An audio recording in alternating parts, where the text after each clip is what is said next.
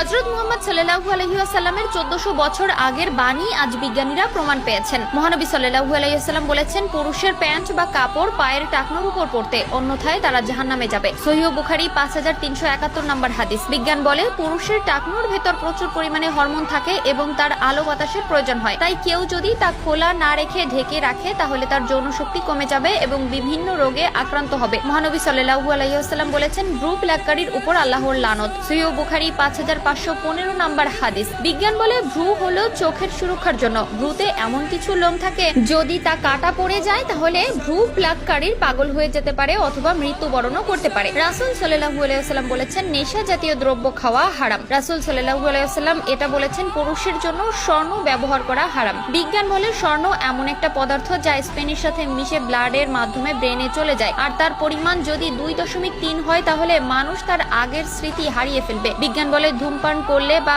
মাদক দ্রব্যের ফলে ক্যান্সার বা ব্রঙ্কাইটিস এবং হৃদরোগ হয়ে মানুষ মারা যায়। ধূমপান করলে ঠোঁট, মাড়ি ও হাতের আঙ্গুল কালো হয়ে যায়। রাসূল সাল্লাল্লাহু আলাইহি ওয়াসাল্লাম বলেছেন, ঘুমানোর সময় আলো নিভিয়ে এবং ডান কাত হয়ে ঘুমাতে। বিজ্ঞান বলে, ডান কাত হয়ে ঘুমালে হার্ট ভালো করে পাম্প করে, আর লাইট না নিভিয়ে ঘুমালে ব্রেনের অ্যানাটমির রস শরীরে প্রবেশ করতে পারে না, যার ফলে ক্যান্সার হওয়ার সম্ভাবনা থাকে। রাসূল সাল্লাল্লাহু আলাইহি ওয়াসাল্লাম বলেছেন, তোমরা গোঁফ ছেঁটে ফেলো এবং দাড়ি রাখো। বিজ্ঞান বলে, দাড়ি না রাখলে স্কিন ক্যান্সার, ফুসফুসে ইনফেকশন ও 40-এর আগে যৌবন হারানোর সম্ভাবনা থাকে। বিজ্ঞান বলে, পর্নোগ্রাফি বা অশ্লীল সম্পর্ক সহ বিভিন্ন মাদকদ্রব্য নেশায় যদি কেউ জড়িয়ে পড়ে তাহলে তার ব্রেইনের ফরেন্টাল এরিয়ার পরিচালনা করার ইন্টেলেকচুয়াল সেলগুলো থরথর করে কাঁপতে থাকে এবং অস্থির হয়ে যায়, যার ফলে সে নেশাগ্রস্ত হয়ে মাতাল ও অসুস্থের মতো জীবন পরিচালনা করে এবং তা তাকে ধ্বংসের দিকে ঠেলে দেয়। আল্লাহ সুবহানাহু ওয়া তাআলা বলেছেন, তোমরা ব্যভিচারের কাছে যেও না, নিশ্চয়ই এটা অশ্লীল কাজ এবং ধ্বংসের পথ। যখন কোরআন পাঠ করা হয় তখন তাতে কান লাগিয়ে রাখো এবং নিশ্চুপ থাকো,